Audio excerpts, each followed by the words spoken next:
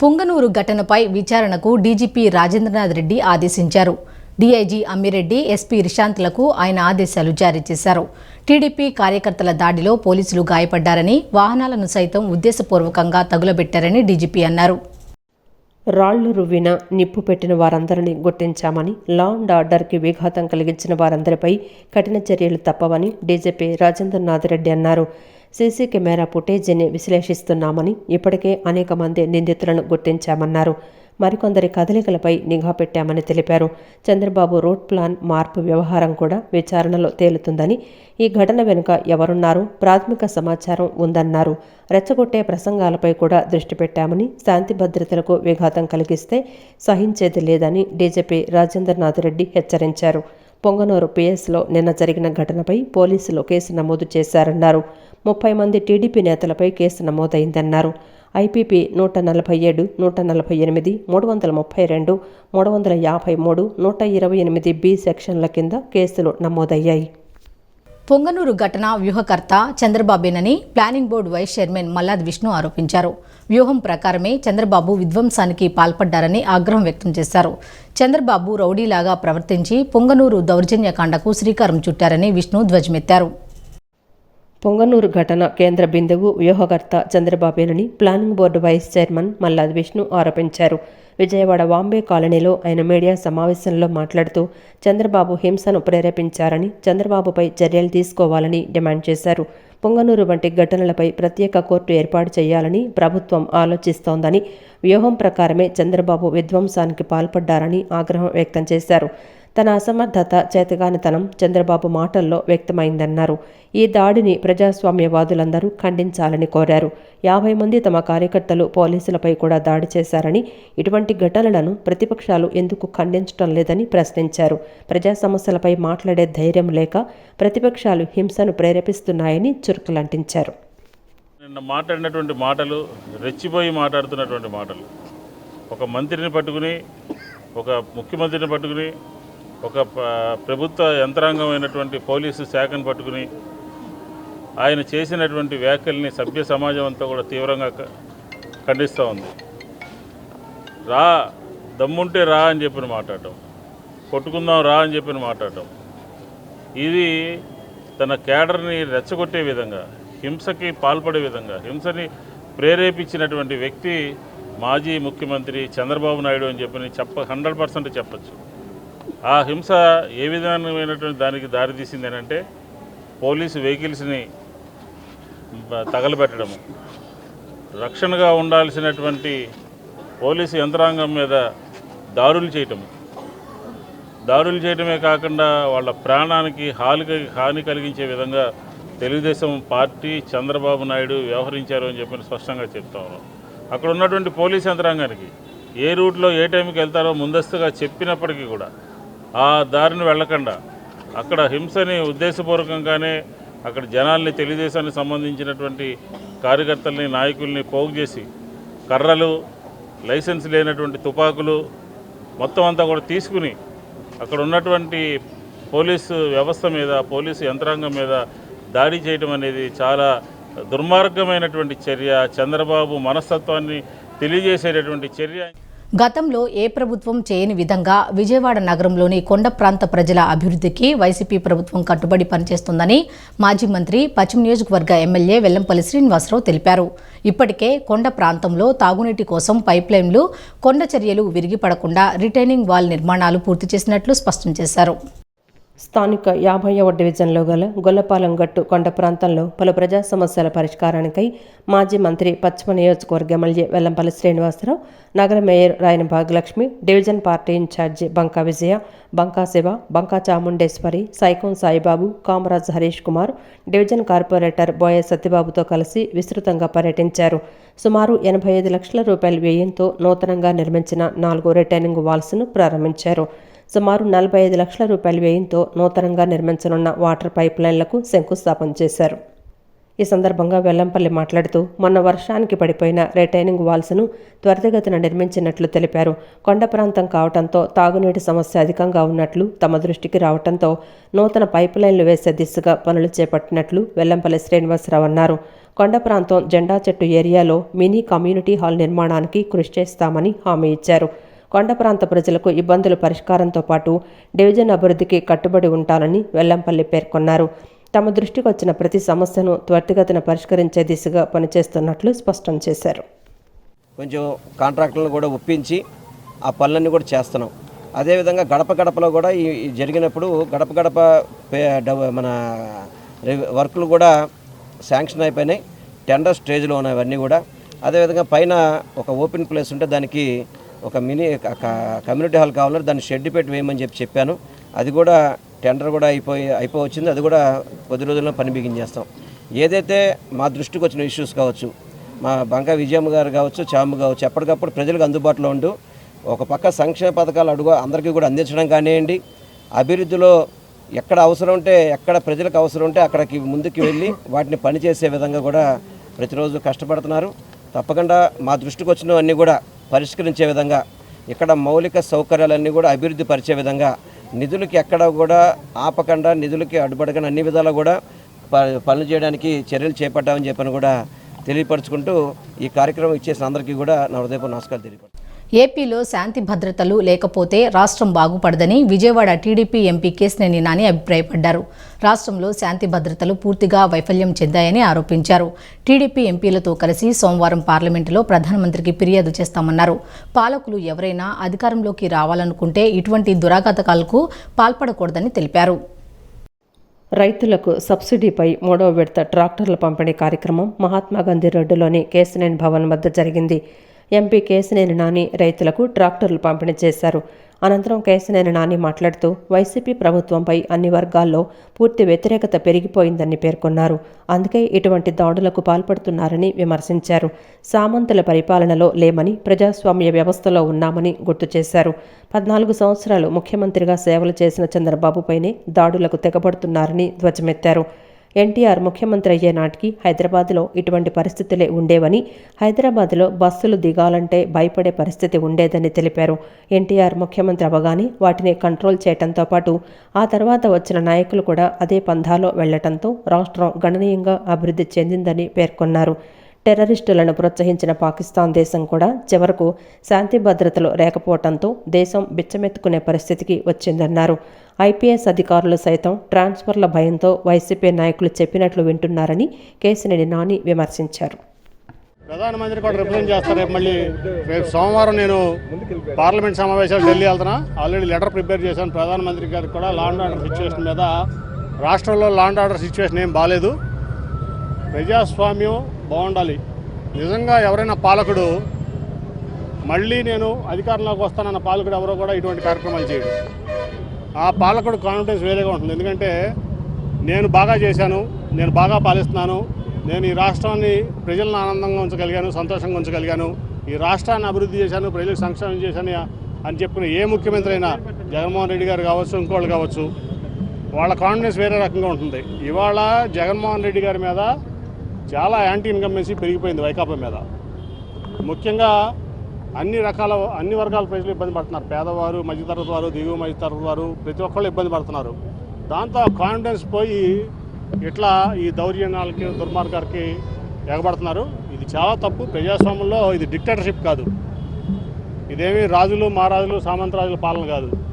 ఇది ప్రజాస్వామ్యం, ప్రజల యొక్క దేశం, ప్రజల యొక్క రాష్ట్రం. ఇది టీడీపీ అధినేత చంద్రబాబు పొంగనూరు పర్యటనలో వైఎస్ఆర్సీపీ గూండాలు రాళ్లదాడి చేసిన సంఘటనపై కేంద్ర ప్రభుత్వం జోక్యం చేసుకుని చర్యలు తీసుకోవాలని తూర్పు నియోజకవర్గ ఎమ్మెల్యే గద్దె రామ్మోహన్ పార్టీ నేతలు డిమాండ్ చేశారు. చంద్రబాబు భద్రతపై కేంద్ర మంత్రివర్గం ప్రత్యేకంగా సమావేశమై చర్చించాలని కోరారు. పొంగనూరు పర్యటనలో తెలుగుదేశం పార్టీ శ్రేణులపై వైఎస్ఆర్సీపీ శ్రేణులు చేసిన దాడిని నిరసిస్తూ ఎమ్మెల్యే గద్దె రామ్మోహన్ ఆధ్వర్యంలో పటమట ఎన్టీఆర్ సర్కిల్ వద్ద నిరసన కార్యక్రమాన్ని నిర్వహించారు. పార్టీ నాయకులు, కార్యకర్తలు పాల్గొని వైఎస్ఆర్సీపీ చర్యలకు వ్యతిరేకంగా ప్లకార్డులు ప్రదర్శిస్తూ నినాదాలు చేశారు. ఈ సందర్భంగా వారు మాట్లాడుతూ వైఎస్ఆర్సీపీ నాయకులు, కార్యకర్తలు చంద్రబాబు సభలో గలాటా చేస్తే టీడీపీ వారిపై కేసులు నమోదు చేయడం విడ్డూరంగా ఉందన్నారు. వైఎస్ఆర్సీపీ కార్యకర్తలు టీడీపీ కార్యకర్తపై దాడి చేసి టీడీపీ జెండాను చించివేశారని, పోలీసులపై కూడా వైఎస్ఆర్సీపీ కార్యకర్తలు, నాయకులు రాళ్ల దాడికి పాల్పడ్డారన్నారు. గత 4 సంవత్సరాల నుంచి రాష్ట్రంలో బాధితులపైనే కేసులు పెడుతున్నారని చెప్పారు. జిల్లా ఎస్పీ కూడా టీడీపీ నాయకులదే తప్పు అన్నట్లుగా మాట్లాడటం విడ్డూరంగా ఉందన్నారు. అధికారులు కూడా రాజకీయ పార్టీ నాయకుల మాదిరిగా వ్యవహరించడం సరికాదన్నారు. మాజీ ముఖ్యమంత్రి నారా చంద్రబాబు నాయుడు ప్రాణాలకే ముప్పు వాటిల్లే విధంగా వైఎస్ఆర్సీపీ శ్రేణులు వ్యవహరించారని అన్నారు. కేంద్రంలోని మంత్రివర్గంలో ప్రత్యేకంగా దృష్టి పెట్టి చర్చించుకుని ఆంధ్రప్రదేశ్ రాష్ట్రాన్ని కాపాడాలని కోరారు. ఏదైతే మరి అక్కడ ఉన్నటువంటి కార్యకర్తలను కొట్టి వాళ్లకు అనుగుణంగా మరి వాళ్లకు వెంబటేసుకుని అక్కడ ఉన్నటువంటి పోలీసు వారు కూడా వాళ్ళకు అడ్డం నుంచుని ఏదైతే రాళ్ళు లేపించి అక్కడ ఉన్నటువంటి వారిని కూడా టీడీపీ వాళ్ళని అరెస్ట్ చేసి అక్రమంగా వాళ్ళపై అనేకమైనటువంటి నాయకులపై అక్రమ కేసులు పెట్టారు. వాటన్నిటినీ కూడా ఆ యొక్క అక్రమ కేసులను ఎత్తివేయాలని ఈ రోజున రాష్ట్ర వ్యాప్తంగా తెలుగుదేశం పార్టీ పిలుపు మీదకు ఈ విజయవాడ తూర్పు నియోజకవర్గంలో ఈ ఎన్టీఆర్ సర్కిల్లో ఈ యొక్క ఎమ్మెల్యే గద్దెరామన్ గారు Z+ కేటగిరీ కలిగినటువంటి వ్యక్తి మీద గతంలోనే మరి వైజాగ్లో కానివ్వండి, ఇవాళ అమరావతిలో కానివ్వండి, గతంలో జరిగినప్పుడే మరి కేంద్ర ప్రభుత్వం కూడా వెంటనే స్పందించి ఆ రోజున చర్యలు తీసుకుని ఉన్నట్లయితే ఈ రోజున ఈ పరిస్థితి వచ్చేది కాదు. ఇవాళ ఆయనని అంతమొందించడానికి, తెలుగుదేశం పార్టీ కార్యకర్తలను చెల్లాచెదురు చేయడానికి ఇవాళ వైసీపీ పార్టీ నాయకులు, ఇవాళ రౌడీలు, గూండాలు వేల మంది తెలుగుదేశం పార్టీ కార్యకర్తల మీద దాడి చేసి అనేక వందల మందిని గాయపరచడం జరిగింది. పుంగనూరులో అల్లర్లు, పోలీసులపై దాడి ప్రణాళిక ప్రకారం జరిగిందని, కుట్ర దాగి ఉందని డీఐజీ అమ్మిరెడ్డి తెలిపారు. అనుమతి పొందిన రూట్లో కాకుండా రూట్ మార్చుకోవడమే అల్లర్లకు ప్రధాన కారణమన్నారు. లా అండ్ ఆర్డర్ కాపాడాల్సిన పోలీసులపై ముందస్తు ప్రణాళిక ప్రకారం దాడికి పాల్పడ్డారని తెలిపారు. ఈ అల్లర్లలో ఇప్పటి వరకు 40 మందిని అదుపులో తీసుకున్నట్లు చెప్పారు. టీడీపీ అధినేత చంద్రబాబు పర్యటన సందర్భంగా పుంగనూరులో చెలరేగిన అల్లర్లపై డీఐజీ అమ్మిరెడ్డి, చిత్తూరు ఎస్పీ రిషాంత్ రెడ్డి విలేకరుల సమావేశం నిర్వహించారు. సమావేశంలో అమ్మిరెడ్డి మాట్లాడుతూ ప్రజల మానప్రాణాలను కాపాడుతున్న పోలీసులను వెంటపడి కొట్టారన్నారు. పుంగనూరు టీడీపీ ఇన్ఛార్జి చల్లాబాబు సూచన మేరకే రూట్ మార్చడం అల్లర్లు ప్రేరేపణ జరిగాయని చెప్పారు.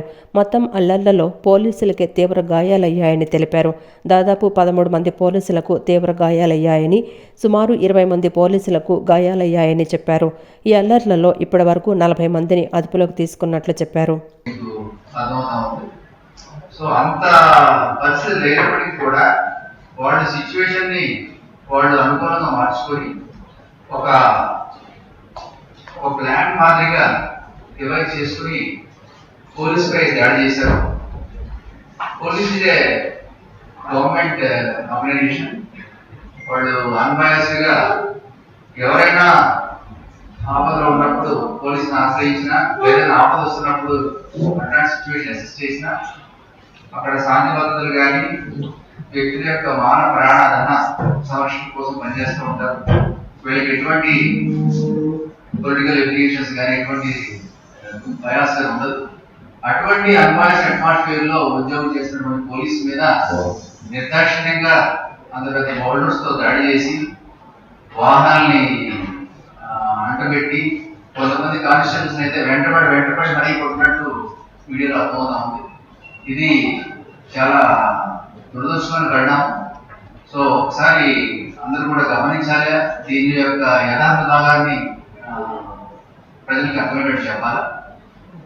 మదనపల్లి అంగడిలో జరిగిన మదనపల్లి అవుట్స్కట్స్ లో ఉన్న అంగడిలో జరిగిన ఇన్సిడెంట్ కి దట్ ఈస్ టోటల్ డిఫరెంట్. ఇక్కడ సడన్ గా ఇక్కడ కాన్స్టిట్యూన్సీ ఇన్ఛార్జ్ ఎవరైతే ఉన్నారో ఆయన ఎక్స్సీఎం గారిని ముందుగా రికమెండ్ చేసిన రూట్ కాకుండా వేరే రూట్ లో తీసుకెళ్లాలని ప్రయత్నం చేయడంలో భాగంగా జరిగినప్పుడు గొడవ. ఈ సందర్భంగా ఎస్పీ రిషాంత్ రెడ్డి మాట్లాడుతూ పొంగనూరు ఘటనల్లో A1 ముద్దాయి పొంగనూరు టీడీపీ నియోజకవర్గ ఇన్ఛార్జి చల్లాబాబు అలియాస్ చల్లా రామచంద్రారెడ్డి అని అన్నారు. నిన్నటి సంఘటనలో ఇప్పటి వరకు ఒక ఎఫ్ఐఆర్ నమోదు చేయడం జరిగిందని, 307 కింద ఎఫ్ఐఆర్ నమోదైందని తెలిపారు. నిన్న ఉదయం జరిగిన వైసీపీ ర్యాలీకి ముందస్తు అనుమతి ఉందన్నారు. ప్రజాస్వామ్యంలో ఎవరైనా పోలీసుల అనుమతి తీసుకొని వారి కార్యక్రమాలు జరపొచ్చన్నారు. ఇంత తీవ్రమైన అల్లర్లు జరిగినా, పెద్ద బండరాళ్లతో పోలీసులను కొట్టినా వారు ఎక్కడా సంయమనం కోల్పోలేదన్నారు. ఒక్క పౌరుడికి కూడా రాళ్ల దెబ్బలు తగలకుండా, సాధారణ పౌరుడికి ఆస్తి నష్టం కలగకుండా పోలీసులే కాపాడి అల్లరిమూకల దగ్గర దాడికి గురయ్యారని తెలిపారు. అల్లరిమూకలు సుమారు 3,000 మంది ఉన్నారని, పోలీసులు సంయమనం కోల్పోయి ఫైరింగ్ స్టార్ట్ చేసి ఉంటే పరిస్థితి ఏంటని ఎస్పీ అన్నారు. అదే ఇప్పుడు అక్కడ కొంత పక్కనే ఈ కన్స్ట్రక్షన్ సైడ్ ప్లస్ అది కాకున్నప్పుడు కొద్దిగా ముందుగానే ఐ థింక్ 3:30 వరకు కూడా ప్రశాంతంగానే ఉంది వాతావరణం. ఒక్కసారిగా ఎప్పుడైతే అక్కడ ఈ అన్నమయ్య జిల్లాలో ఎక్కడైతే మనకు చిన్న లొకేషన్ అయిందో వెంటనే అక్కడ నుంచి ఇంకో ఇన్ఛార్జ్ గారు మన డ్రైవర్ కూడా కనిపిస్తుంది టీవీలో చూస్తే వారు ఎక్సీఎల్ గా వెళ్ళింది వారు వెళ్ళి కుండూరులోకి వచ్చి అప్పుడు వీళ్ళందరినీ మోటివేట్ చేసి ఊళ్ళోకి ఎట్లా దాడి చేయాలి గలాట చేయాలి ఉద్దేశంతో రావడం. ఆ టైంలో వారు మోటివేట్ చేసి పోలీస్ వారిని అటాక్ చేయండి, పోలీస్ వారిని దాడి చేయండి ప్రూవ్ చేయడం వల్ల తీవ్రంగా సూపర్ కేసులు చంద్రబాబు గారు. మున్సిపల్ కార్పొరేషన్ కార్మికులను ఆబ్కాజ్ కింద ఉన్న కార్మికులను పర్మనెంట్ చేయాలని విజయవాడ సిపిఎం నగర కార్యదర్శి దోనెపూడి కాశీనాథ్ ప్రభుత్వాన్ని డిమాండ్ చేశారు. ఆగస్టు 18వ తేదీ కల్లా సమస్యలు పరిష్కరించకపోతే రాష్ట్ర వ్యాప్త సమ్మెకు దిగుతామని హెచ్చరించారు. నగరంలోని MG road Balotsav Bhavan CPM నగర కార్యదర్శి దోనెపూడి కాశీనాథ్ ఆధ్వర్యంలో మున్సిపల్ కార్పొరేషన్ వర్కర్లు, ఎంప్లాయీస్ యూనియన్ సభ్యులు మీడియా సమావేశం నిర్వహించారు. దోనెపూడి కాశీనాథ్ మాట్లాడుతూ న్యాయమైన డిమాండ్ల పరిష్కారం కోరుతూ మహాధర్నాకు పిలుపునిచ్చారు. రాష్ట్ర వ్యాప్తంగా అపరిష్కృతంగా ఉన్న మున్సిపల్ కార్మికుల సమస్యలపై ఉద్యమం చేపట్టనున్నట్లు కాశీనాథ్ తెలిపారు. న్యాయమైన డిమాండ్లను వెంటనే పరిష్కరించాలన్నారు. జగన్ పాదయాత్రలో కార్మికులకు అండగా ఉంటామని ఇచ్చిన హామీని నిలబెట్టుకోవాలన్నారు.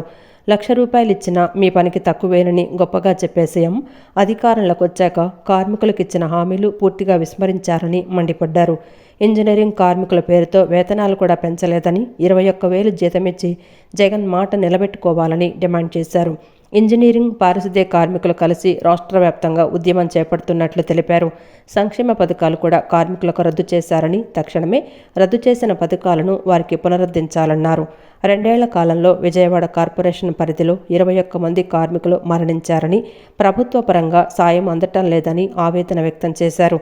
25 లక్షల ఇన్సూరెన్స్ సౌకర్యం కార్మికులకు కల్పించాలన్నారు. కార్మికులతో వెట్టి చాకరీ చేయించడం సరికాదని, ఆదివారం సెలవివ్వాలని డిమాండ్ చేశారు. తమ డిమాండ్ల పరిష్కారం కోసం 7వ తేదీన ధర్నా చేపడతామని దోనెపూడి కాశీనాథ్ హెచ్చరించారు. చర్చికి వెళ్ళేవాళ్ళు అయితే ఆదివారం ఇస్తారంట, బాబా గుడికి వెళ్ళేవాళ్ళు అయితే గురువారం ఇస్తారంట. ఏంటి విభజన అని అడుగుతున్నాం. ఇది కార్మికుల మధ్యన చిచ్చు పెట్టేటువంటి దానికి, విభజన తీసుకొచ్చేటువంటి దానికి మీరు చేసే ప్రయత్నం మంచిది కాదు. అందుకని ఆదివారం ఫుల్ డే సెలవు.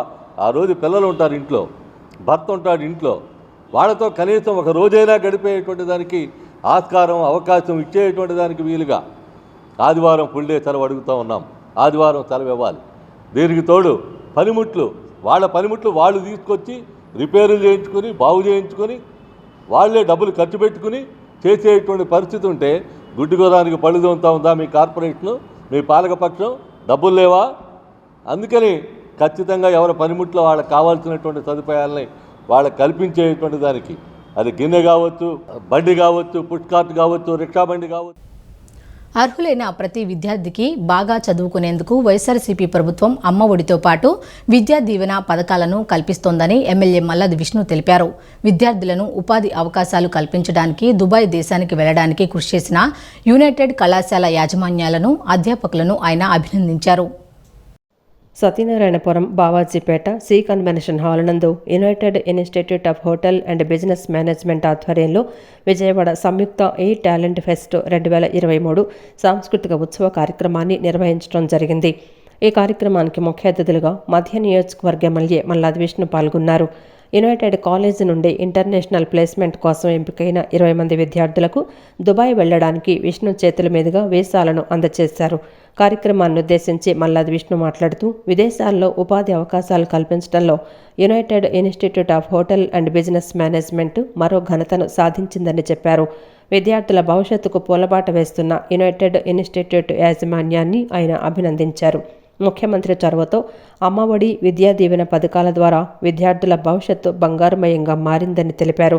యునైటెడ్ ఇన్స్టిట్యూట్ హోటల్ మేనేజ్మెంట్ మరియు బిజినెస్ మేనేజ్మెంట్ కోర్సులు చేస్తున్న విద్యార్థులకు మంచి భవిష్యత్తు ఉందని పేర్కొన్నారు. దుబాయ్ వెళ్ళాలనుకున్నారో, ఉద్యోగం ఎలా సాధించాలనుకున్నారో, ఎలా ట్రైనింగ్ తీసుకోవాలనుకున్నారో, ఎలా నిలబడాలి కాళ్ళ మీద అనుకున్నారో, ఎలా డబ్బులు సంపాదించాలి అనుకున్నారో, ఆ ఆలోచన, ఆ పట్టుదలే మిమ్మల్ని ఈరోజు ఈ స్థాయికి తీసుకొచ్చింది. అలాగే ఈ రాష్ట్రానికి నేనే ముఖ్యమంత్రిని అవుతానని చెప్తాను. ఈ రాష్ట్రానికి ముఖ్యమంత్రి అయ్యి ఈ రాష్ట్ర ప్రజలకి మంచి చేయాలని చేయాలని కోరుకుంటానని నా ఉద్దేశం అని చెప్పని, నా లక్ష్యం అని చెప్పని, నా పట్టుదల అని చెప్పని 3600 కిలోమీటర్లు ఎండ వానలో నడిచి ఈ రాష్ట్రానికి ముఖ్యమంత్రి అయినటువంటి వ్యక్తి ఎవరున్నారంటే ఒకే ఒక్కరు వైఎస్ జగన్మోహన్ రెడ్డి గారు చెప్పారు. ముఖ్యమంత్రి అవ్వడం కాదు, మన ప్యాషన్ ఏంటంటే ముఖ్యమంత్రి అవ్వడం కాదు, ఎమ్మెల్యే అవ్వడం కాదు, కార్పొరేటర్ అవ్వడం కాదు, 10 మందికి వీడి దగ్గరికి వెళ్తే సహాయం చేశారా అని చెప్పి అనుకునే విధంగా ఉండాలి. అదే జగన్మోహన్ రెడ్డి గారి యొక్క ఆలోచన. అనంతరం యునైటెడ్ ఇన్స్టిట్యూట్ సంస్థ ప్రిన్సిపల్ డాక్టర్ ఎం శ్రీనివాసరావు మాట్లాడుతూ, విజయవాడలో హోటల్ మరియు బిజినెస్ మేనేజ్మెంట్ కోర్సులను అందించే ఒక ప్రధాన విద్యా సంస్థ తమ సంస్థ అని అన్నారు. విద్యార్థులకు నాణ్యమైన విద్యా ప్రమాణాలను, ప్రాథమిక నైపుణ్యానికి దారితీసే సహాయ సేవలను అందిస్తున్నామన్నారు. తమ సంస్థ విద్యార్థులకు ఉన్నత విద్యను అందిస్తున్నామని, అందుకే ఉపాధి అవకాశాలు కలుగుతున్నాయని ఆయన అన్నారు. సక్సెస్ఫుల్గా పంపించడం జరిగింది. ప్రతి బ్యాచ్లో కూడా 100% ప్లేస్మెంట్ ఇవ్వడం జరుగుతుంది. మా కాలేజీ ముఖ్య ఉద్దేశం ఏంటంటే we are provide the quality education to students. ఎందుకంటే ఇక్కడ విద్యార్థులకి 60% ప్రాక్టికల్స్, 40% థియరీతోనే మా విద్యార్థులందరికీ కూడా క్లాసెస్ చెప్తూ జరుగుతుంది. దానిలో భాగంగానే పిల్లలందరూ కూడా రావడం జరిగింది. ఈరోజు వచ్చినటువంటి పేరెంట్స్కి, మేము ఇన్వైట్ చేసినటువంటి అతిథులకి, ఫ్రెండ్స్కి, ఫ్యామిలీ మెంబర్స్కి, ఎమ్మెల్యే గారికి, అవినాష్ గారికి, 27వ డివిజన్ కార్పొరేటర్ కొండైకుంట మల్లేశ్వర గారికి, మా United institute of hotel business management తరఫున వారందరికీ కూడా ధన్యవాదాలు తెలియజేస్తాను. అనంతరం యునైటెడ్ కళాశాల డైరెక్టర్ అబ్దుల్ రజాక్ మాట్లాడుతూ, ఇంటర్నేషనల్ ప్లేస్మెంట్లలో తమ సంస్థ ద్వారా 20 మంది ఎంపికయ్యారని పేర్కొన్నారు. ఎంపికైన విద్యార్థులకు ఎమ్మెల్యే మల్లాది విష్ణు చేతుల మీదుగా వీసాలు జారీ చేశామని ఆయన తెలిపారు. మన కాలేజ్లో జరిగే పార్ట్ ఆఫ్ ద అకాడమిక్ కింద మన పిల్లలకి 21 స్టూడెంట్స్కి ఈరోజు వీసాలు అందిస్తున్నాం, ఇంటర్నేషనల్ ప్లేస్మెంట్స్ ఇస్తున్నాం. ఇది ప్రతి సంవత్సరం జరిగే కార్యక్రమం ఇది. సో అందులో ముఖ్య అతిథిగా మనకి మల్లాది విష్ణు గారు వస్తున్నారు, అలాగే అవినాష్ గారు వస్తున్నారు, అలాగే మన ఏరియా కార్పొరేటర్ మల్లేశ్వరి గారు, అలా ఇంకా చాలామంది ముఖ్య అతిథిగా వచ్చారు. వాళ్ళందరికీ చాలా ధన్యవాదాలు.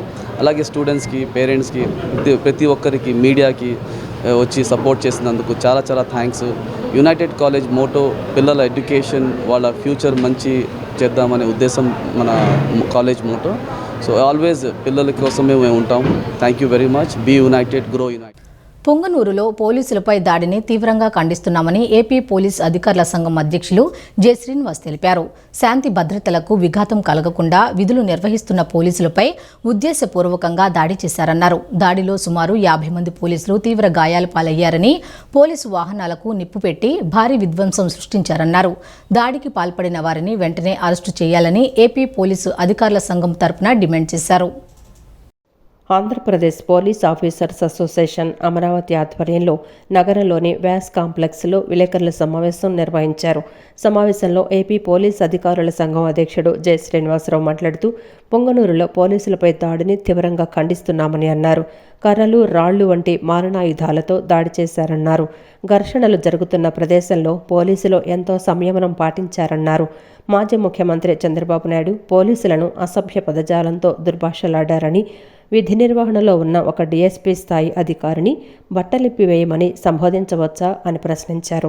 14 సంవత్సరాల పాటు ముఖ్యమంత్రిగా పనిచేసిన వ్యక్తి అనిత్యం ప్రజలకు సేవ చేస్తున్న పోలీసులపై ఇటువంటి హీనమైన భాష మాట్లాడటం పట్ల విచారం వ్యక్తం చేశారు.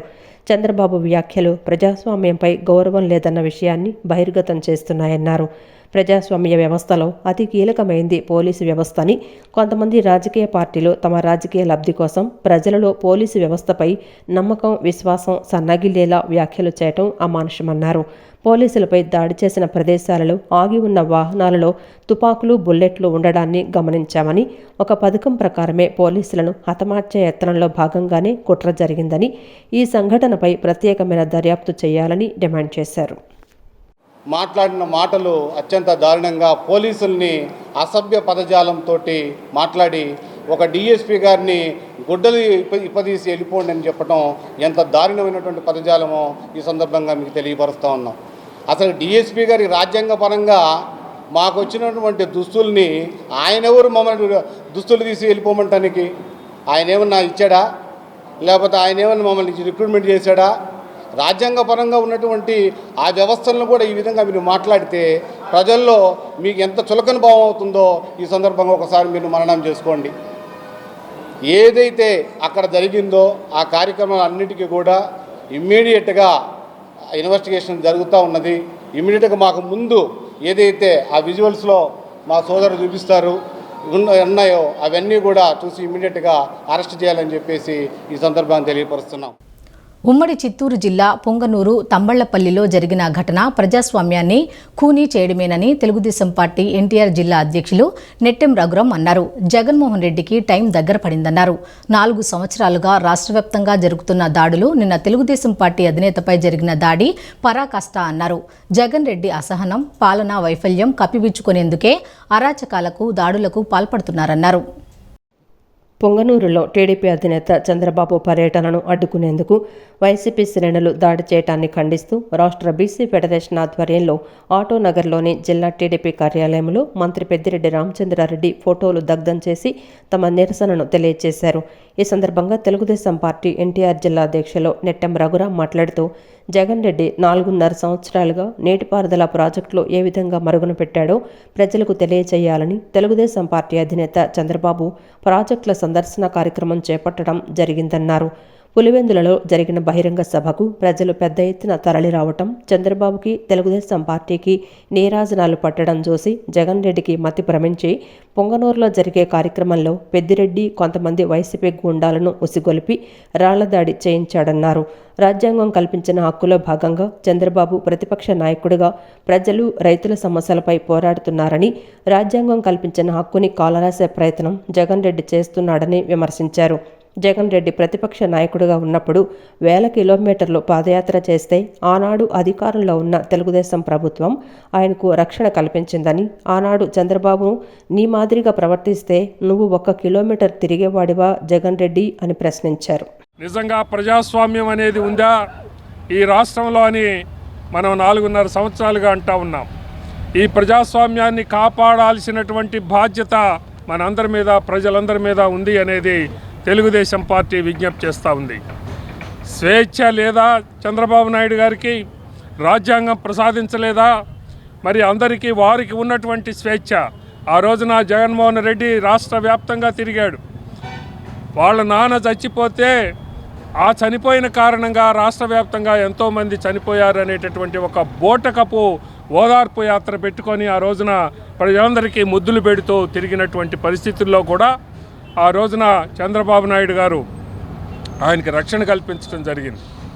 రాష్ట్ర వ్యాప్తంగా ఎక్కడికి వెళ్ళినా పోలీసులు అతనికి రక్షణగా నిలిచారు. అలాంటిది ఎందుకు నిలిచారు? రాజ్యాంగం మనకి చెప్పింది, స్వేచ్ఛ అందరికీ ఉందని చెప్పింది. ఆ ప్రజాస్వామ్య సూత్రాన్ని తూచా తప్పకుండా పాటించేటటువంటి చంద్రబాబు నాయుడు గారు ఎక్కడా?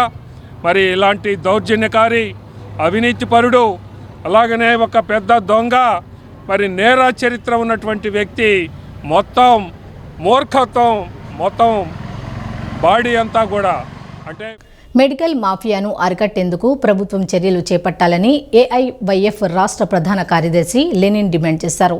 విచలవిడిగా చలామణి అవుతున్న నకిలీ మందుల పట్ల అధికారులు ఉదాసీనత వైఖరి అవలంబిస్తున్నారని ఆగ్రహం వ్యక్తం చేశారు.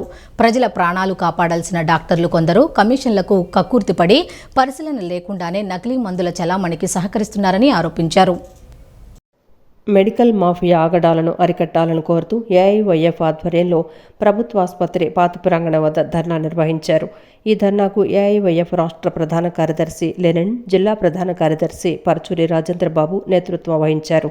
ఈ సందర్భంగా వారు మాట్లాడుతూ, రాష్ట్రంలో మెడికల్ మాఫియా విజృంభిస్తోందని, ప్రజారోగ్యంతో చెలగాటమాడుతోందని విమర్శించారు.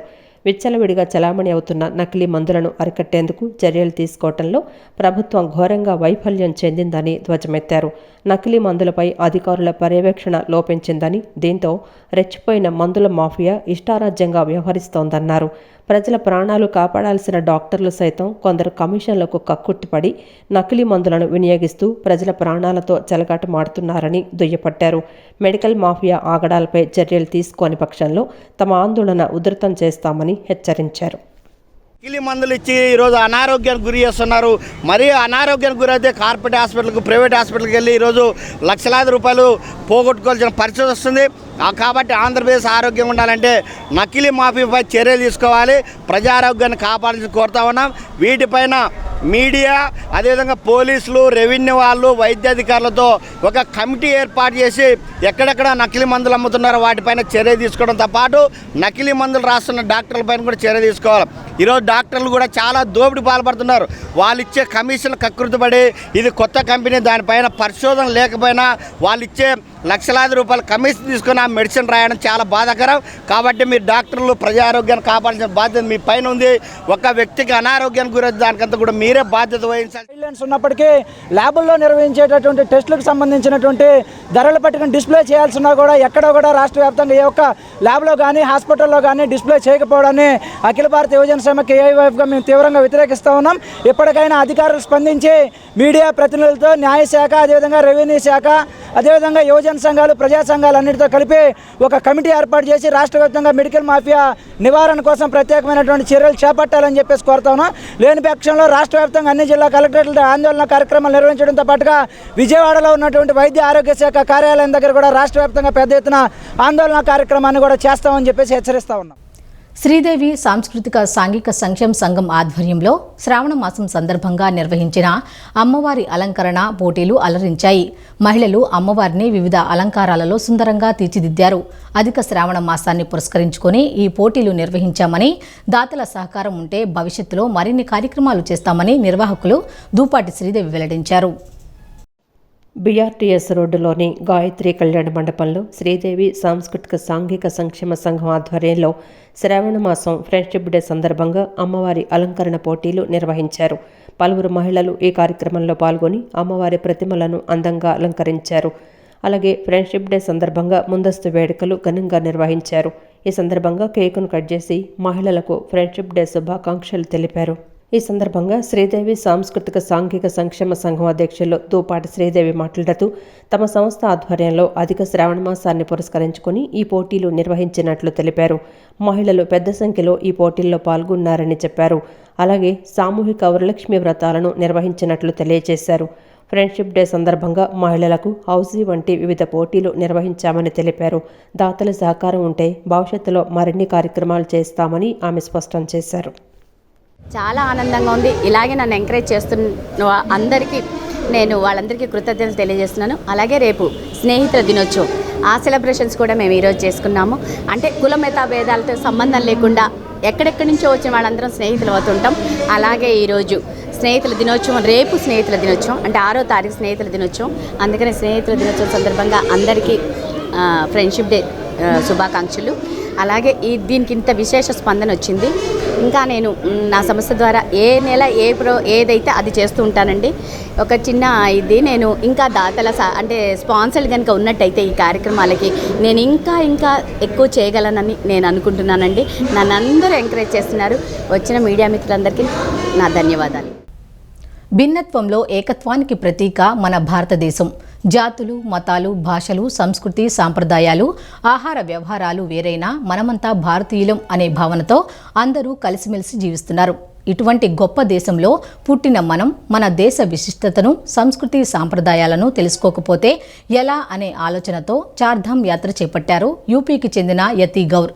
2022 నవంబర్ 1న బద్రీనాథ్ నుంచి తన పెంపుడు శునకంతో కాలినడకన యాత్రను ప్రారంభించి మార్గం మధ్యలో అనేక ప్రాంతాలను సందర్శించుకుంటూ విజయవాడ చేరుకున్నారు. ఈ యాత్ర ద్వారా మన దేశం గురించి ప్రజల మనస్తత్వాలు, ప్రేమ, ఆదరణ, సంస్కృతి, సాంప్రదాయాలు తెలుసుకునే అవకాశం లభించిందని అన్నారు. యుక్త వయసులో ప్రతి ఒక్కరూ మంచి ఉద్యోగం లేదా వ్యాపారం చేస్తూ వచ్చిన ఆదాయంతో ఎంజాయ్ చేస్తూ ఆనందంగా, ఉత్సాహంగా గడపాలని అనుకుంటారు. కానీ ఉత్తరప్రదేశ్ నోయిడాకు చెందిన యతి గౌర్ దీనికి భిన్నమైన మార్గాన్ని ఎంచుకున్నారు. ట్రావెల్ ఏజెన్సీలో మంచి ఉద్యోగం, జీతం వదులుకొని భారతదేశ యాత్ర చేయాలని నిర్ణయించుకున్నారు. స్వతహాగా యూట్యూబర్, వ్లాగర్ అయిన యతి గౌర్ గతంలో అనేక యాత్రలు చేశారు. అయితే ఈసారి చేస్తున్న యాత్ర మాత్రం తాను వ్యక్తిగతంగా భారతదేశం గురించి తెలుసుకునేందుకు చార్ధామ్ యాత్ర చేపట్టారు.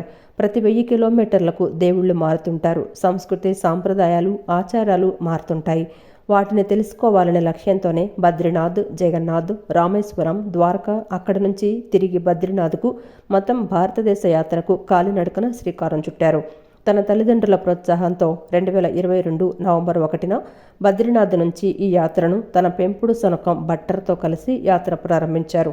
ప్రతిరోజు ఉదయం 5 గంటల నుంచి 10 గంటల వరకు, తిరిగి సాయంత్రం 5 గంటల నుంచి రాత్రి 8 గంటల వరకు నడక కొనసాగించారు. ఇక వాతావరణం అనుకూలంగా మబ్బులుంటే ఎక్కువసేపు నడక కొనసాగించేవారు. ఎండ, వర్షం ఉంటే మిగిలిన సమయంలో టెంట్ వేసుకొని అక్కడ విశ్రాంతి తీసుకునేవారు. ఎవరైనా ఆహారం ఇస్తే తినడం లేదా వండుకొని తినడం, రాత్రి నిద్రపోయి మరుసటి రోజు యాత్ర చేపట్టేవారు. ఈ విధంగా జాతీయ రహదారులు, పట్టణాలు, గ్రామాల మీదుగా యాత్ర సాగిస్తున్నారు. దాదాపు 4000 కిలోమీటర్లు యాత్ర చేసి విజయవాడకు చేరుకున్నారు. యతి గవర్ను సిటీ కేబుల్ పలకరించగా తన యాత్ర విశేషాలను ఇలా తెలియజేశారు.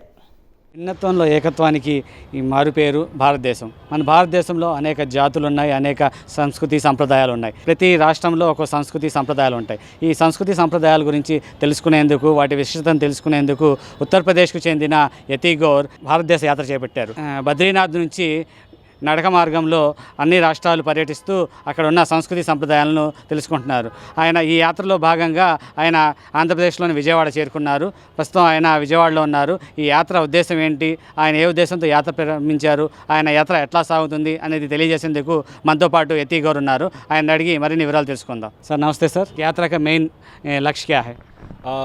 मैं यति गौड़ हूँ. मैं यूपी का निवासी हूँ, यूपी का रहने वाला हूँ, नोएडा गौतम बुद्ध नगर का.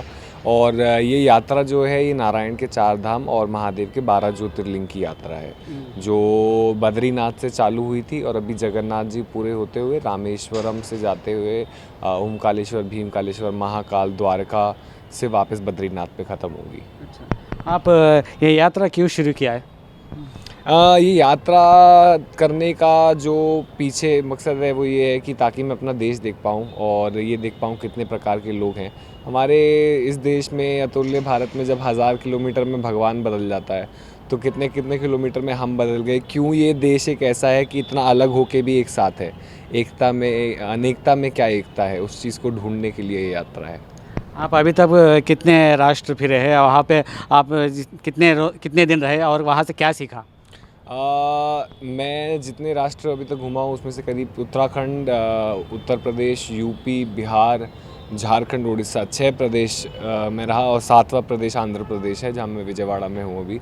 और सभी प्रदेशों में भाषाएं अलग हैं, खाना अलग है, पर एक चीज़ जो मुझे लगता है संपूर्ण एक है, वो एक यात्री के लिए रिस्पेक्ट और प्यार है कि क्यों लोग एक अनजान आदमी को भी इस भारत में प्यार देते हैं, रुकने की जगह देते हैं, खाना देते हैं और कोई दुर्व्यवहार नहीं करते. मैं करीब 4000 किलोमीटर से ज़्यादा चल के आया हूँ और अभी तक मेरे साथ कोई दुर्व्यवहार नहीं हुआ, किसी ने गलत नहीं बोला, किसी दिन ऐसा नहीं हुआ कि मैं भूखा सोया हूँ.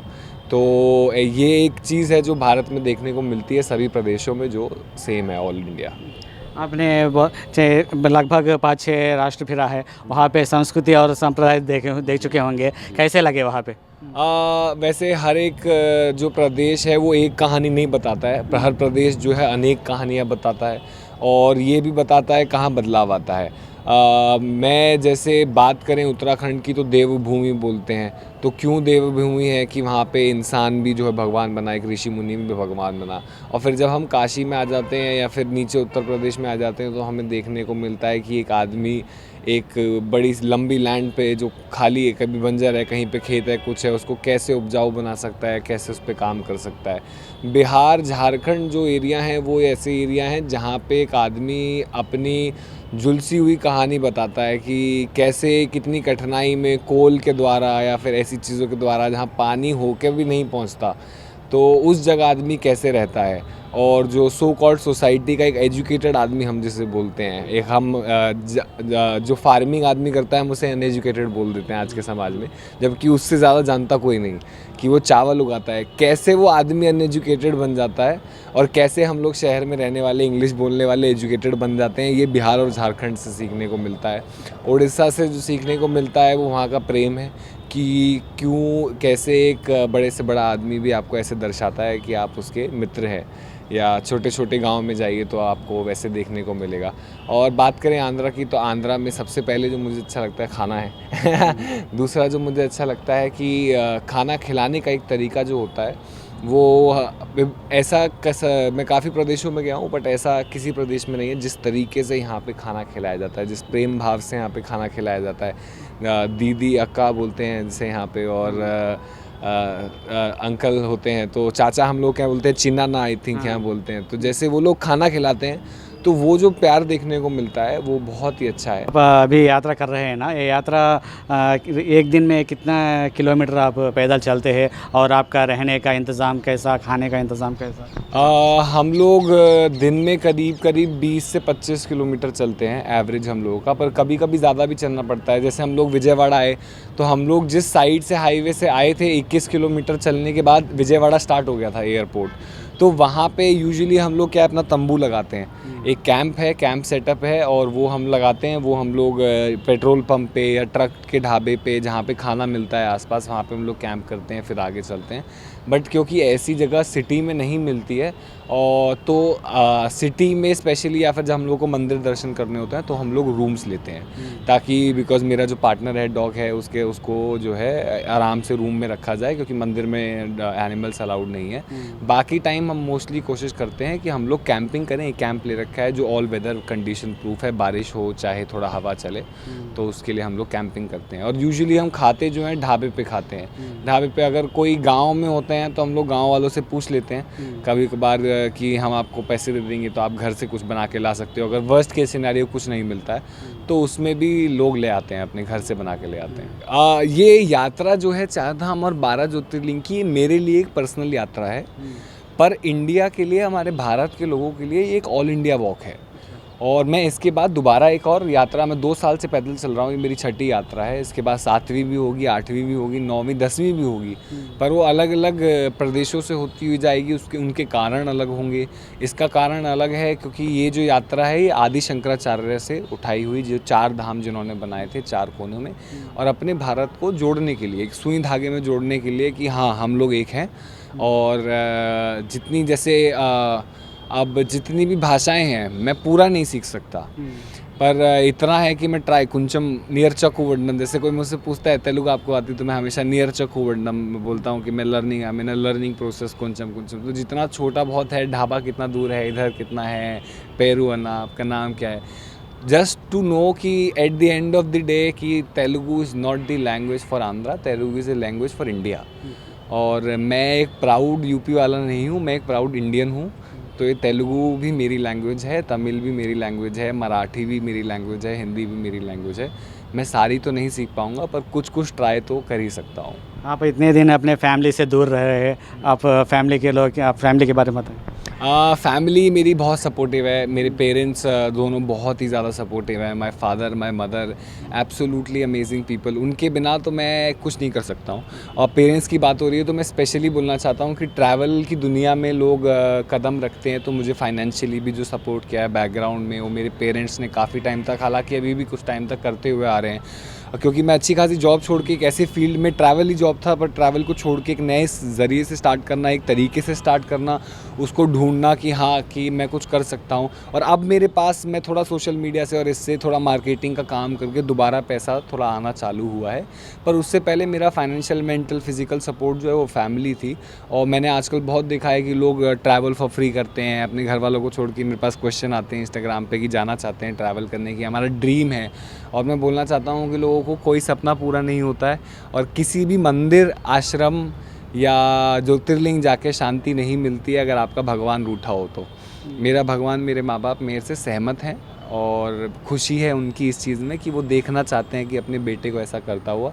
और ये मेरी खुशनसीबी है, एक मैं धन्य हूँ इस चीज़ के लिए कि बहुत लकी बोलते हैं जैसे कि हाँ मुझे ऐसे माँ बाप मिले। मेरा भाई मेरे गुरु जैसा है, मेरा एक बड़ा भाई है जो मुझे बताता है कैसे चलना है, कहाँ डायरेक्शन में जाना है, कैसे होगा और आगे कौन से स्टेट में हम कैसे कर सकते हैं। तो और ये 4 धाम का जो पूरा रूट है बनाया हुआ, ये मेरे भाई ने ही मुझे बताया था कि अब समय आ चुका है कि तुम 4 धाम के लिए जाओ और ये प्रदेश की यात्राएं छोड़ दो, भारत की यात्रा करो।